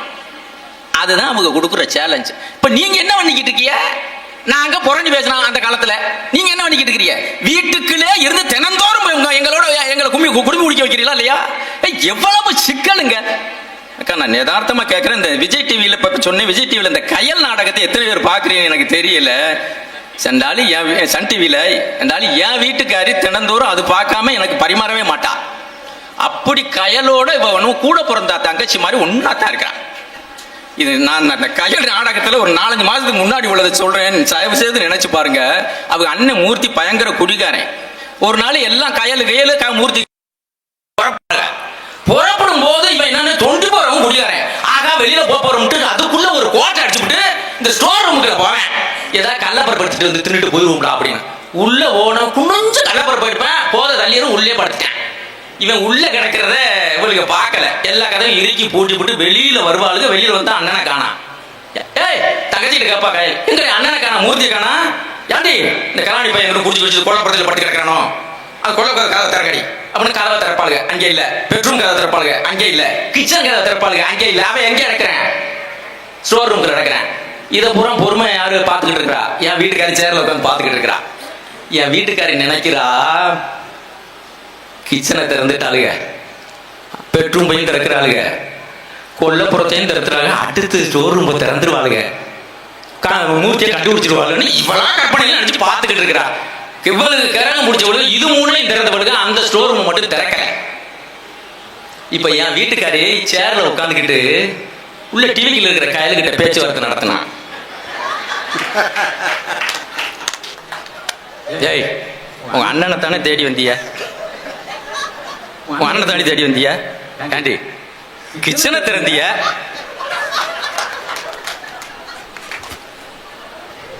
பெட்ரூமை திறந்திய, கொல்லப்புறம் எல்லாம் திறந்திய இல்லடி. அவன் அந்த ஸ்டோர் ரூமுக்குள்ள கிடக்குறான்டி, அதை போய் திறங்கடி. எது என்னமோ அப்படி பக்கத்துல சேர் ஓட்டு பேசிக்கிட்டு இருக்குன்னு இவ கயலுக்கிட்ட பேசுறாயா. இது கயலுக்கு கேக்குமா? அவ வாட்டுக்கு கிளம்புறா. என் வீட்டுக்காரருக்கு பிரஷர் ஏறிச்சுக்கா, சேரோட எட்டு போட்ட சிரிக்கல. அங்க இருந்து வந்தாளுங்க, எல்லா கடமையும் திறந்தாளுங்க. அவன் மயங்கி கிடக்கிற அந்த ஸ்டோர் ரூம் மட்டும் திறக்க மாட்டேங்குது. அது வந்தது வந்து அந்த கதவை திறங்கடி, அது வந்தது வந்து அந்த கதவை திறங்க. இவ கதவை திறங்கன்னு என் வீட்டுக்காரி கத்த, ரோட்ல ஒண்ணு சிரிக்கி யாரோ வந்து என் வீட்டு கதவை திறந்துட்டா.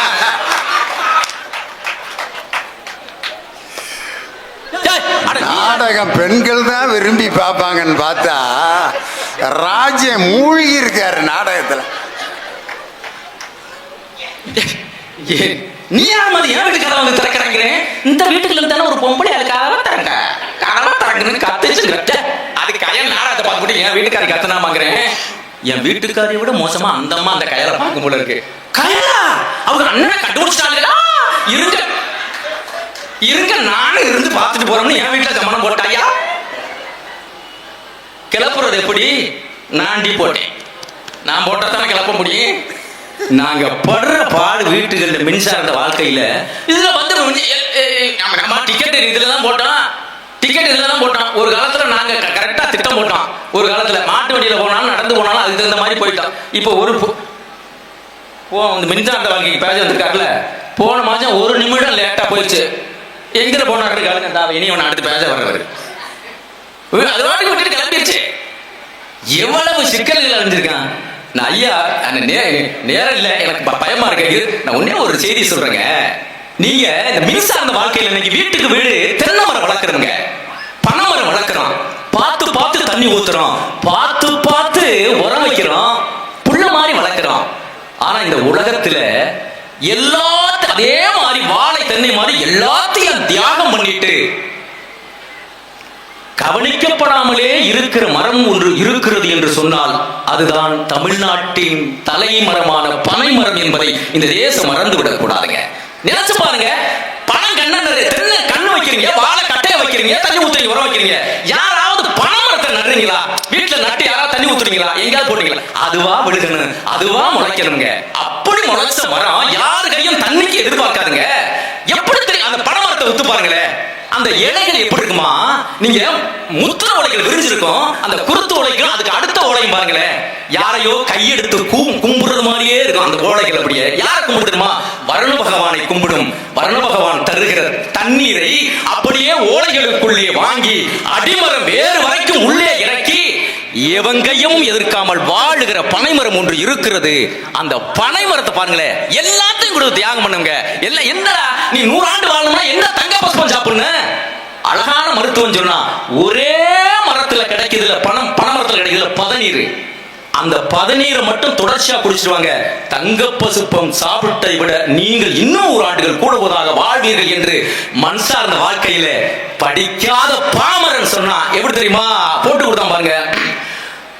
பனமரத்து மேல ஏறி பதனி இறக்க போறேன், பானை நிறைஞ்சு கீழே விழுந்து பாலாய் போகுதே, பானை நிறைஞ்சு கீழே விழுந்து பாலாய் போகுதே, பனமரத்து மேலே ஏறி பதனி இறக்க போறேன், பனமரத்து மேலே ஏறி பதனி இறக்க போறேன், பானை நிறைஞ்சு கீழே விழுந்து பாலாய் போகுதே, பானை நிறைஞ்சு கீழே விழுந்து பாலாய் போகுதே, பனமரத்து மேலே ஏறி பதனி இறக்க போறேன். அடுத்துதான் அந்த சூச்ச மச்சத்தோம் எப்படி தெரியுமா? ஒரு மரத்து பதனிய குடிச்சா உடம்பெல்லாம் தங்கமடி, ஒரு மரத்து பதனிய குடிச்சா உடம்பெல்லாம் தங்கமடி, ஒன்ன போல பேரழகி ஊருக்குள்ளே இல்லையடி, போடி வாடி ஏன் சோடி எனக்கு ஒன்னே ஒன்னு தாடி, போடி வாடி ஏன் சோடி எனக்கு ஒன்னே ஒன்னு தாடி, பனமரத்து மேல ஏறி பதனி இறக்க போறேன், பானை நிறைஞ்சு கீழே விழுந்து பாலாய் போகுதே, பனமரத்து மேல ஏறி பதனி இறக்க போறேன், பனமரத்து மேல ஏறி பதனி இறக்க போறேன்.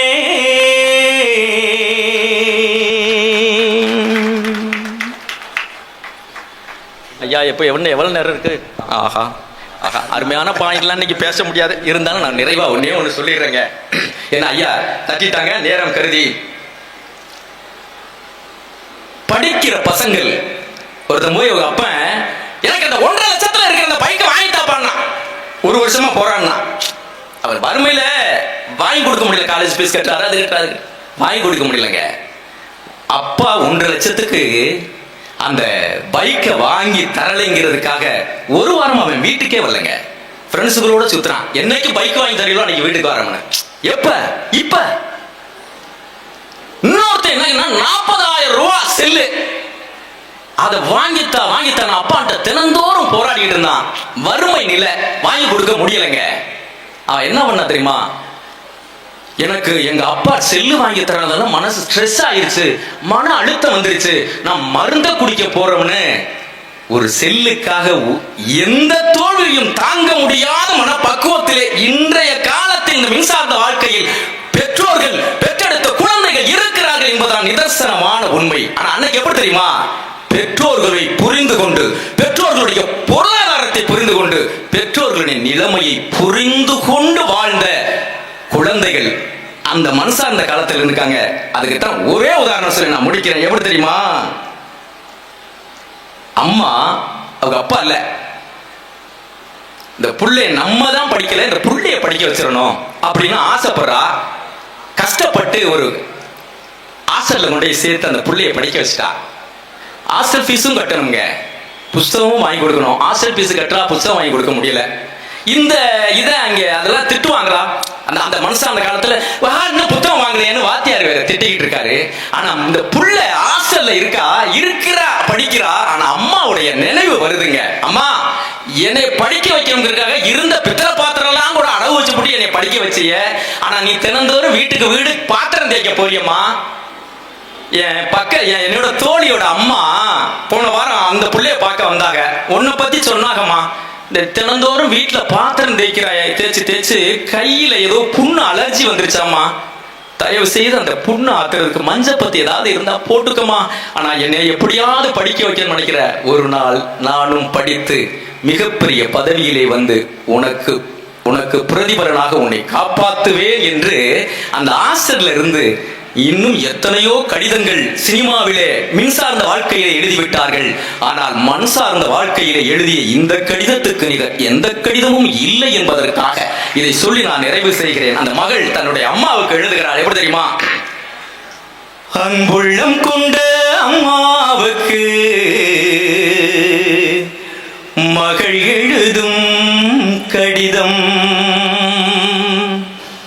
ஏதோ நானும் இருக்கிறேன், ஒரு படியா படிக்கிறேன். யாரும் இல்ல நமக்கு, யாரும் இல்ல நமக்கு, நீ எப்படி இருக்கன்னு நினைக்கிறேன். யாரும் இல்ல நமக்கு, நீ எப்படி இருக்கன்னு நினைக்கிறேன். அன்புள்ளம் கொண்ட அம்மாவுக்கு மகள் எழுதும் கடிதம். அன்புள்ளம் கொண்ட அம்மாவுக்கு மகள் எழுதும் கடிதம். ஏதோ நானும் இருக்கிறேன், ஒரு படியா படிக்கிறேன். ஏதோ நானும் இருக்கிறேன், ஒரு படியா படிக்கிறேன். யாரும் இல்ல நமக்கு, நீ எப்படி இருக்கன்னு நினைக்கிறேன். யாரும் இல்ல நமக்கு, நீ எப்படி இருக்கன்னு நினைக்கிறேன். அன்புள்ளம் கொண்ட அம்மாவுக்கு மகள் எழுதும் கடிதம். பள்ளியில சேர்க்கணுன்னு பாத்திரத்தை வித்தீங்களே, பள்ளியில சேர்க்கணுன்னு பாத்திரத்தை வித்தீங்களே. எந்த பானையில் சமைக்கிறேன்னு எழுதுங்க அம்மா, எந்த பானையில் சமைக்கிறேன்னு எழுதுங்க. புஸ்தக நோட்டு வாங்க பணம் அனுப்புறேன்னு சொன்னீங்களே, புஸ்தக நோட்டு வாங்க பணம் அனுப்புறேன்னு சொன்னீங்களே. பாத்திரம் தேய்ச்ச வீட்டுல இன்னும் பணம் கொடுக்கலையா அம்மா? பாத்திரம் தேய்ச்ச வீட்டுல இன்னும் பணம் கொடுக்கலையா? புஸ்தக நோட்டு வாங்கலன்னு வாத்தியாரினம் அடிக்கிறார். புஸ்தக நோட்டு வாங்கலன்னு வாத்தியாரினம் அடிக்கிறார். வாங்கி கொடுத்த பேனா உடைஞ்சு கடனும் வாங்கி எழுதுறேன். வாங்கி கொடுத்த பேனா உடைஞ்சு இரவல் வாங்கி எழுதுறேன். அன்புள்ளம் கொண்ட அம்மாவுக்கு மகள் எழுதும் கடிதம்.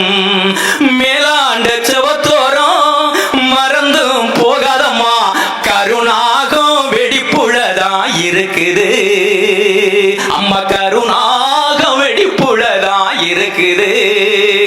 மேலாண்ட கூற மேல சாக்க கிழிச்சு போடுங்கம்மா, மேற்குத்தி மழை அடிச்சதுன்னா இருக்கும் இடமும் நனைஞ்சிரும். மேற்குத்தி மழை அடிச்சதுன்னா இருக்கும் இடமும் நனைஞ்சிரும். பாத்திரம் தேய்ச்ச கையெல்லாம் காயம்னு சொன்னாங்க. பாத்திரம் தேய்ச்ச கையெல்லாம் காயம்னு சொன்னாங்க. நெஞ்சு வேதனை எனக்கு, நீ மஞ்ச பத்தும் போட்டுக்கம்மா. நெஞ்சு வேதனை எனக்கு, நீ மஞ்ச பத்தும் போட்டுக்கம்மா. நெஞ்சு வேதனை எனக்கு, நீ மஞ்ச பத்துவும் போட்டுக்கம்மா.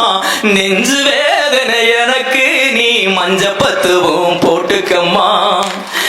இப்படிக்கு உங்கள் அன்பு மகள் கோட்டீஸ்வரி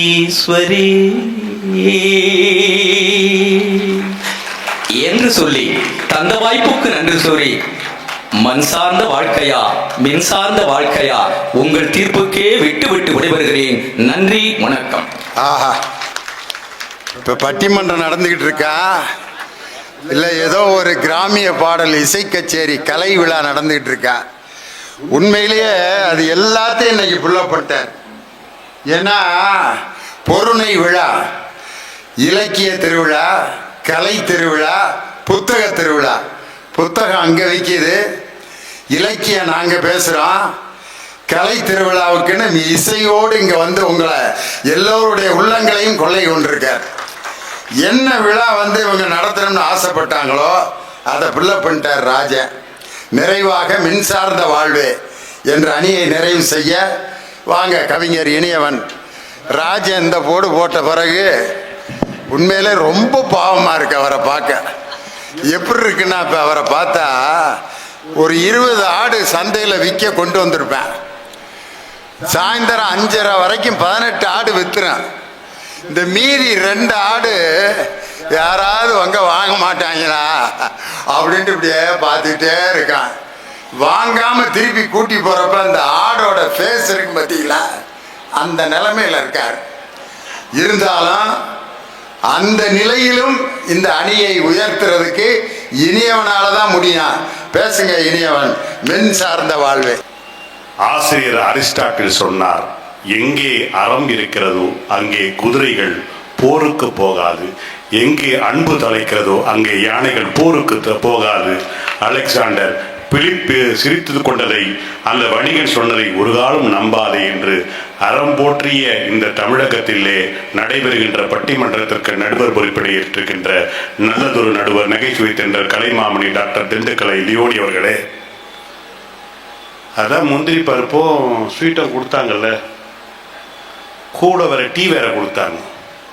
என்ன குறை உங்களுக்கு வச்சாங்கன்னே தெரில. இந்த கத்தி நானும் போன வருஷம் இங்கே வந்து பேசினேன். நல்லா ரசித்த கூட்டத்தை என்னவோ மௌன அஞ்சலி செலுத்துற மாதிரி எல்லாரையும் அமைதியாக்கிட்டு ஒண்ணுமே தெரியாத மாதிரி 2 பேரும் உட்கார வச்சிருக்காங்க. எதுக்கு அது மாதிரி பண்றீங்க? அதை பாருங்களேன், என்னவோ 2 மணி நேரம் மௌன அஞ்சலி மாதிரியே உட்கார்ந்துருக்காங்க.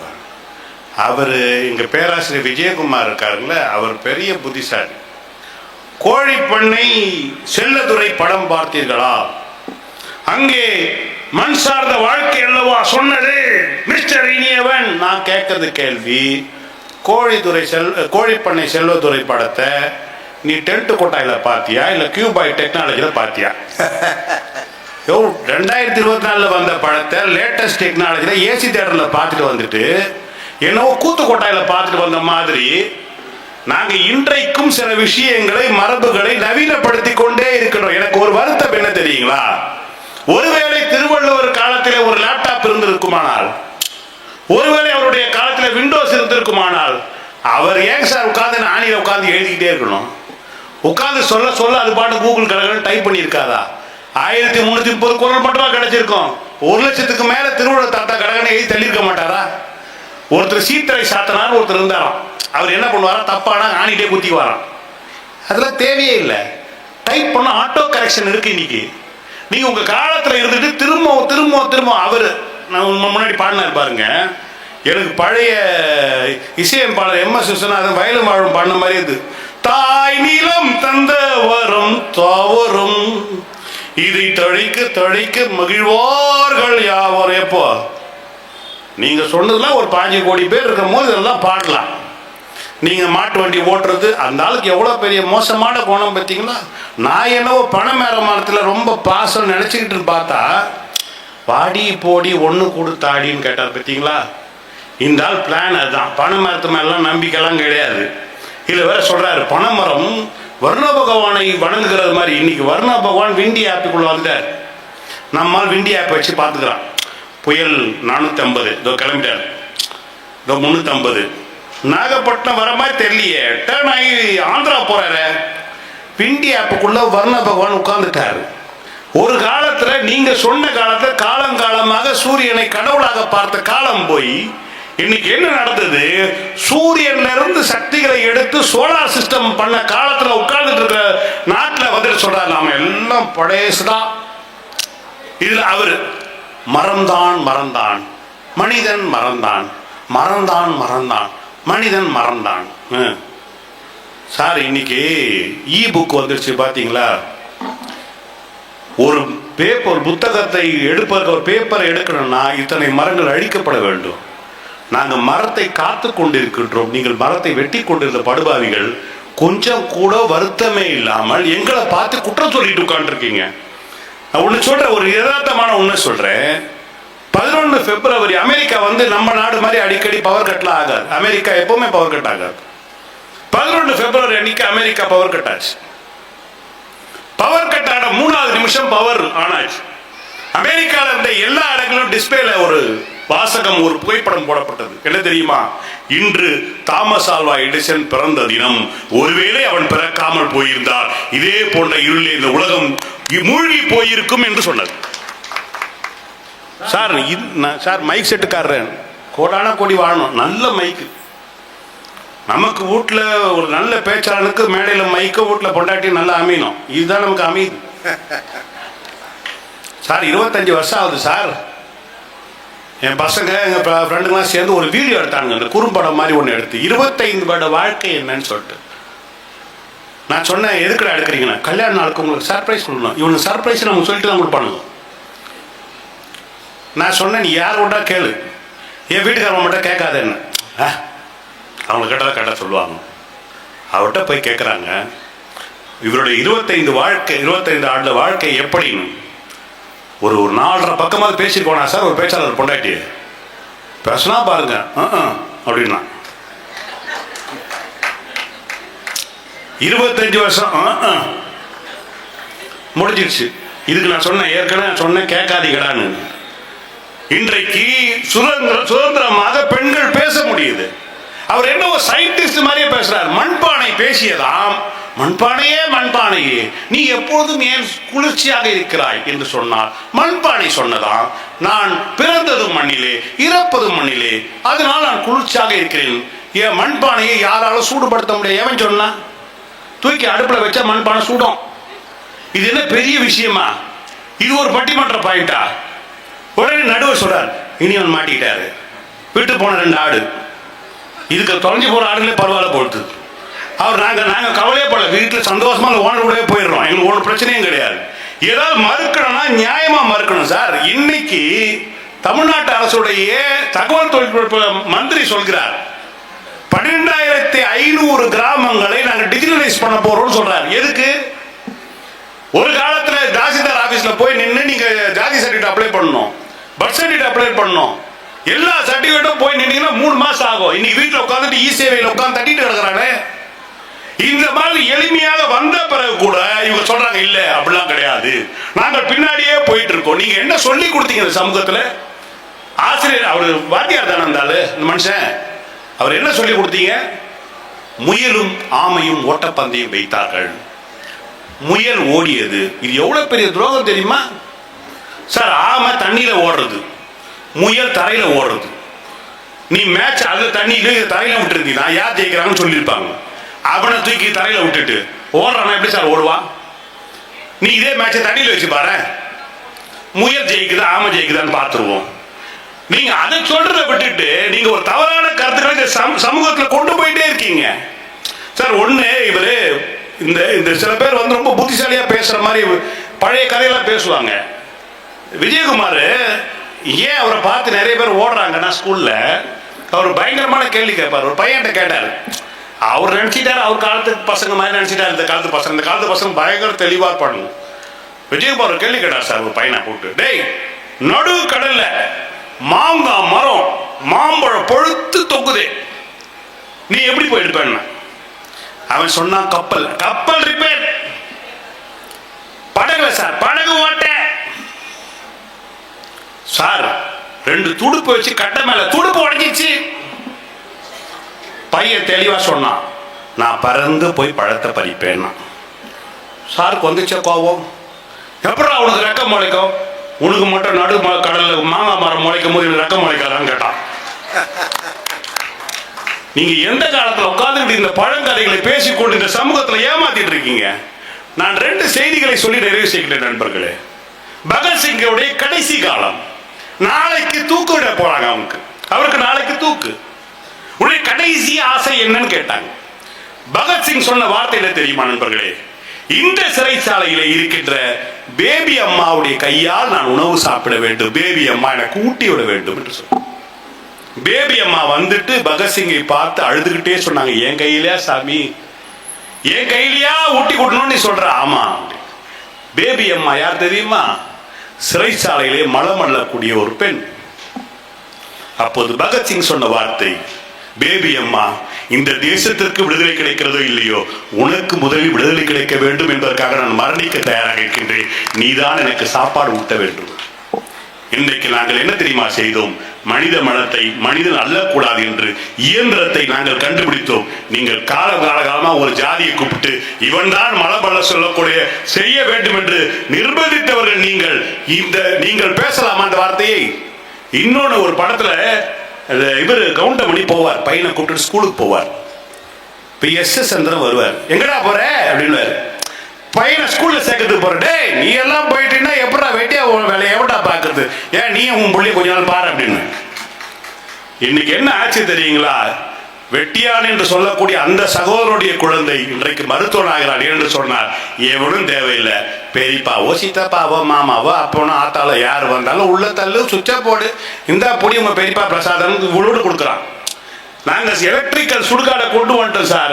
நீங்க இன்ன வரைக்கும் இவன் கொல்லி வச்சாதான் வேகம்னு சொல்லிட்டு ஒரு மூட பழக்கங்களை இன்றைக்கு வைத்துக் கொண்டிருக்கிறீர்கள்.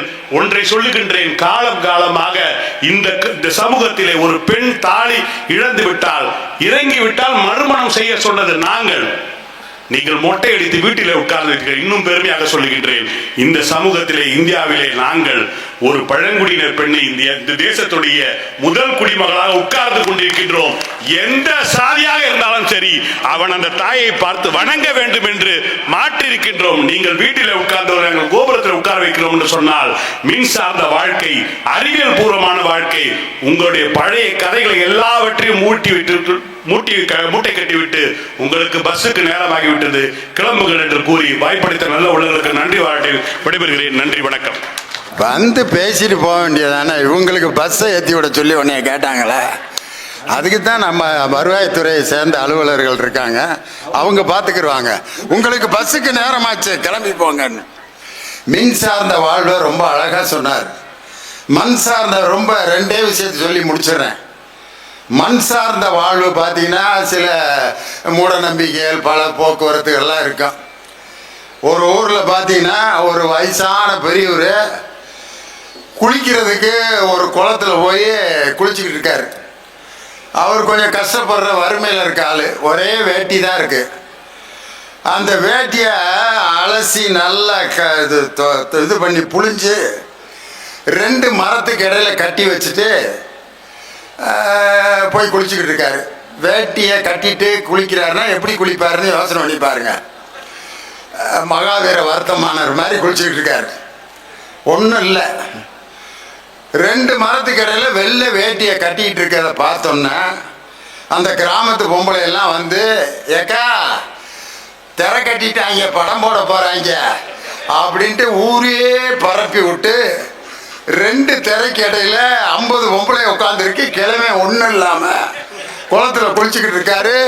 பொம்பளைய பேச்சு சத்தமா கேட்கவும், என்னடா அது நம்ம ஒன்றும் இல்லாம அங்க இருக்கான், வேட்டி கட்டியில இப்படி பாக்குறாரு.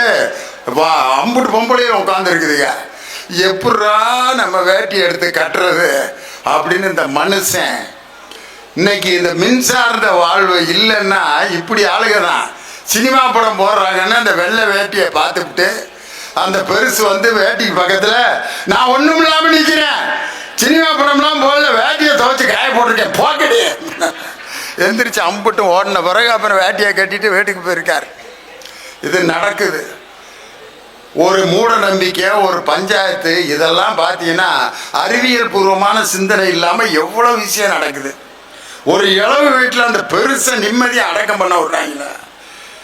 அவர் பாட்டுக்கு 6:30 மணிக்கு எடுக்க போறோம்னு சொல்லிட்டான். திடீர்னு 6:50க்கு ஒரு குரூப் வர்றாங்க. நான் தாண்டா தாய் மாமத்தோட அண்ணன், பெருசை 9 மணிக்கு தான் எடுக்கணும். அவர் நேத்துல இருந்து வாயெல்லாம் மொச்சு இப்படி கிடக்குறாரு. 10 மணிக்கு தான் எடுக்கணும். இன்னொரு குரூப் வர்றேன். 10 இல்லை 12:30க்கு. நான் சொல்ல தூக்கிடுவேன், பாடியா தூக்கிடுவேடா. 10-12 ஆகி காலையில் 5:30 வரைக்கும் பிரச்சனை ஆகிட்டு இருக்கு. காலையில் 4:30 மணிக்கு 5-6 மணிக்கு பார்த்தா பெருசா காணாம். எந்திரிச்சு அவரே நடந்து போய் சுடுகாட்டில் படுத்துட்டாரு. டேய், உங்களை நம்புனா என்னைய இன்னும் 3 நாளைக்கு அடக்கம் பண்ண மாட்டீங்கடான்ட்டு. கலகம், பிரச்சனை. ஆனால் என்னைக்கு மின்சாரம் கண்டுபிடிச்சு இந்த உலகம் மிகப்பெரிய விரிந்து கிடக்கிறது என்ற அறிவியல் பூர்வமான சிந்தனை வந்துச்சோ, அன்னைக்கு தான் மனிதன் விழித்தெழுந்தான் அப்படின்னு யாரு இந்த குரூப் பேசுது. இன்னைக்கு சென்னையில் பன்னாட்டு புத்தக திருவிழா நடந்தது, இன்டர்நேஷனல் புக் ஃபேர். அதில் முதலமைச்சர் கலந்துகிட்ட ஒரு நிகழ்ச்சியில் அந்த அறிவிப்பாளர் அம்மா அறிவிக்குது, next Mr. Thomas Hart, who is going to give his felicitation for this International Book Fair, Chennai International Book Fair. Mr. Thomas Hart is going to deliver his address in CIPF. செக்கச்சவேர்னு ஒருத்தர் வந்தார். அமெரிக்காவில் சியாட்டல்ல இருந்து வந்திருக்காருன்னா எப்படி பேசுவாருன்னா, I would like to talk to the for the International Book Fair. 6400 Mr. Tech what? அப்படின்னு எதிர்பார்த்தேன். அவர் வந்தோன்னு எப்படி பேசினார்னா, மரியாதைக்குரிய தமிழக முதலமைச்சர் அவர்களுக்கு வணக்கம். பார்த்தேன் அந்த உண்மையிலேயே அமெரிக்கா 26 வருஷமா நான் தமிழ் கத்துக்கிட்டு இருக்கேன். தமிழ்நாட்டில் மதுரையில் வளையப்பட்டியில் தங்கி தமிழ் எழுதவும் பேசவும் படிச்சுட்டேன். திருக்குறளை நான் ஆங்கிலத்தில் மொழிபெயர்த்திருக்கிறேன். அமெரிக்கா முழுவதும் இதை எல்லோரும் படித்துக் கொண்டிருக்கிறார்கள். அந்த இங்கிலீஷ் டிரான்ஸ்லேஷனை காமிச்சிட்டு I am going to இங்கிலீஷில் பேசினார். I am going to say one Thirukkural அப்படின்னு ஒரு திருக்குறளை தமிழில் அழகா வாசித்தார். விரைந்த தொழில் கேட்கும் ஞானம் நிறைந்தினிது சொலவலார் பெரின் அப்படின்ட்டு I am going to sing this Thirukkural in my music. அப்படியே திருக்குறளை இசையில பாடுறாரு. விரைந்த தொழில் கேட்கும் ஞானம் நிறைந்தினிது நிறைந்தினிது நிறைந்தினிது சொல்லவல்லார் பெரின். What is the translation of this Thirukkural அப்படின்னு அந்த டிரான்ஸ்லேஷனையும் சொல்றார். Those who give sweetness to his words, the world rushes to him. யார் இனிமையாக பேச கற்றுக்கொள்கிறார்களோ அவர்களின் பின்னால் இந்த உலகம் அணிவகுத்து செல்லும். விரைந்து தொழில் கேட்கும் ஞானம் சொலல்வல்லார் நிறைந்தினிது சொலல்வல்லார் பெரின். யாரு? அமெரிக்காக்காரரு சியாட்டல்ல இருக்க தியாமஸ் ஹார்ட். அவரு திருக்குறளை படிச்சு இன்னைக்கு இது பண்ணார்னா, இது மின்சார்ந்த வாழ்க்கை தானே, மண்டே ஆட்டக்கூடாது. இதை நடந்ததை நீங்கெல்லாம் டிவியில் பார்த்தீங்க. இந்த மின்சார்ந்த வாழ்க்கை இல்லாட்டி இந்த அமெரிக்காக்காரர் பாடுவாரா?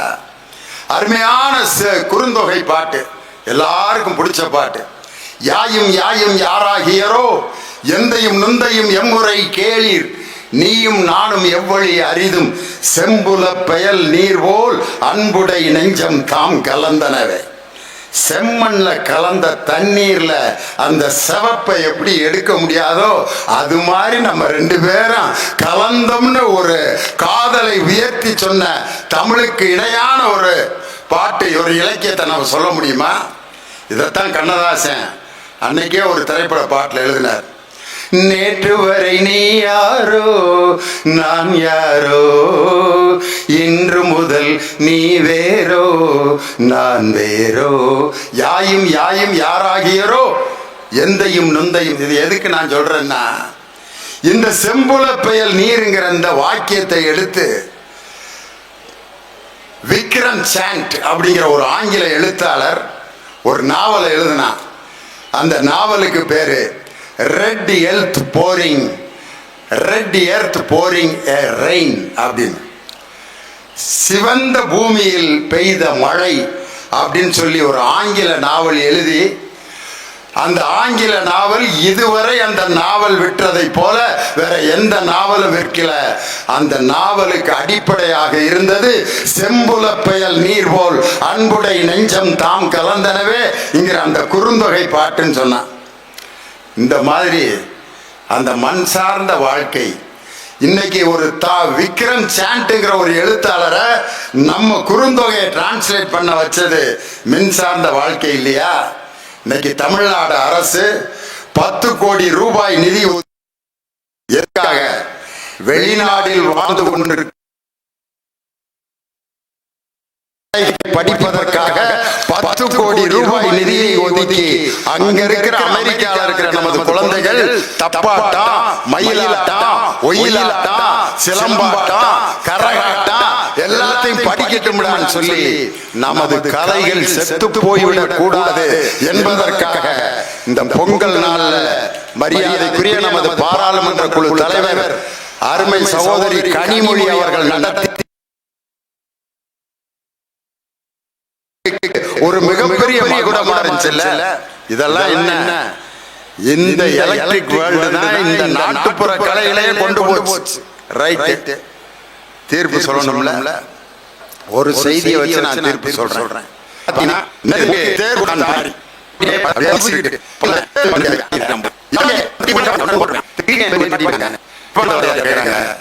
பைத்தியாரத்தனமா அப்படின்னு வாயாச்சாரா அழகா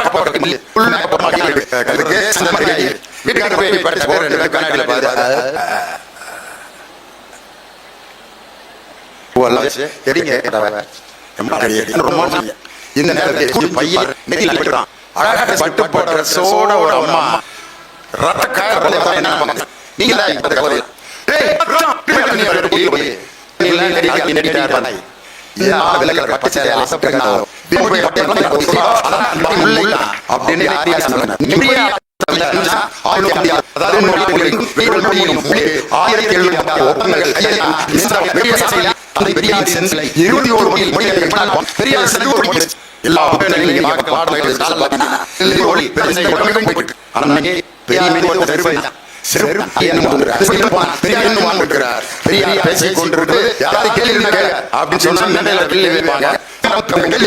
ஒரு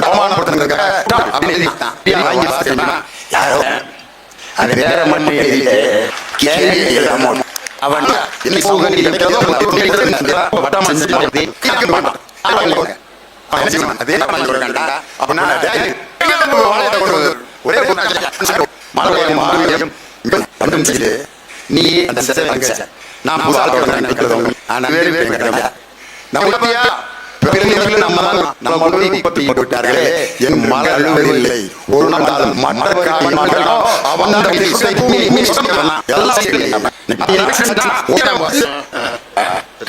ஒரு ஆஸ்பத்திரிக்கு தூக்கிட்டு போய் அவனை காப்பாத்தினா தாண்டா நீ மனுஷன். அதை வச்சு நீ லைக்க எதிர்பார்க்கிறப்ப இந்த மோசமான கலாச்சாரம் இன்னைக்கு வந்துருச்சு. அந்த மனதில் எவனுக்கு ஈரம் இருக்கிறதோ அந்த ஈரம் தான் இன்று மனித சமுதாயத்தை வாழ வைத்துக் கொண்டிருக்கிறது. காரணம், ஒரு விஷயத்தை எளிதாக்குவது ஈரம். முடிவெற்றவர் பாத்தீங்கன்னா தலையில தண்ணியை தெளிச்சு முடி ஈரமானதான் வெட்டுவார். பரட்ட தலைய வெட்டினார்னா அந்த கத்திரிக்கோள் ஏண்டா அறிவில்லை உனக்கு? பணம் கொட்ட மாதிரி இருக்கு இந்த தலைய, கொஞ்சோண்டு தண்ணியை தெளிச்சு வெட்டிடலாமே. அந்த ஈரம் பட்டணும் முடி மிருதுவாயிரு. அயன் பண்றவர் பாருங்க, அந்த துணி காஞ்சி அப்படியே அட்டை மாதிரி இருக்க தண்ணி தெளிச்சு அயன் பாக்ஸ் போட்டோம்னா ஈரம் பட்டோம்னா வேலை ஈஸி ஆகுது. பெண்கள் வீட்டை துடைக்கணும்னா தண்ணி தெளிச்சு மாப்பு போட்டு தேய்க்கிறீங்க. வெறும் தரைய வெறும் மாப்புல தேய்ச்சு பாருங்களேன், உங்களுக்கு கூச்சமா இருக்கும். வடிவேலு கூட ஒரு படத்துல ஒரு வீட்டுல வேலை பார்த்துட்டு இருப்பாரு. எஸ்பி வந்து என்ன பண்ணிட்டு இருக்க? ஐயா வீட்டை தொடச்சிட்டு இருக்கேன், தண்ணியை போட்டு தொடப்பேன் அப்படின்பாரு. தெய்வமே, வேலைக்காரன தண்ணியை போட்டு தொடக்க சொல்றாரு. ஃப்ரிட்ஜை திறந்து ஒரு ஆஃப் ஏத்திட்டு ஆகா ஆகான்னு தொடச்சிட்டு பாரு, அடிச்சு வெளுத்துருவாங்க. தண்ணியை தெளிச்சு தொடச்சா வீடு ஈஸியா சுத்தமாகும். அதே மாதிரி பாத்தீங்கன்னா தண்ணிய துணியை வந்து ஈரமா இருக்கும் போது அதுல இருக்கக்கூடிய அழுக்கு போகும். ஒரு மனிதன் அந்த ஈரமான நீரை போல் எவன் இருக்கிறானோ அவன்தான் வாழ்க்கையில் மகிழ்ச்சியை தர முடியும். நிறைவான மகிழ்ச்சி மிகப்பெரிய அறிவியலிலும் ஆடம்பரங்களிலும் தொழில்நுட்பங்களிலும் என்று மனிதன் மூழ்கி போய் மனித தன்மையை இழந்து விட்டான். மனித நேயமும் ஈரமும் மதச்சார்பின்மையும் ஒற்றுமையும் மனித மாண்பும் என்று நிலைத்திருப்பது எந்த வாழ்க்கையில் என்று சொன்னால் மின் சார்ந்த வாழ்க்கையில் அல்ல, மண் சார்ந்த இயற்கையோடு இயந்த வாழ்வில் தான் மனிதன் நிறைவான மகிழ்வை பெறுகிறான் என்று சொல்லி உலகத்திற்கு நாகரிகத்தை கற்றுக் கொடுத்த, உலகத்திற்கு தேசப்பறை ஊட்டிய இந்த கரிசல் மண்ணின் இலக்கிய கர்த்தாக்களுக்கு என்னுடைய வணக்கத்தை சொல்லி, இவ்வளவு நேரம் ரசித்து கேட்ட நெல்லையின் எங்கள் உயிரினும் மேலான ரசிக பெருமக்களுக்கு என்னுடைய அன்பான வணக்கத்தை சொல்லி, எங்களை படம் பிடித்த ஊடகவியலாளர்கள் அனைவருக்கும் பத்திரிகை நிருபர்களுக்கும் என்னுடைய வணக்கத்தை சொல்லி விடைபெறுகிறேன். நன்றி, வணக்கம்.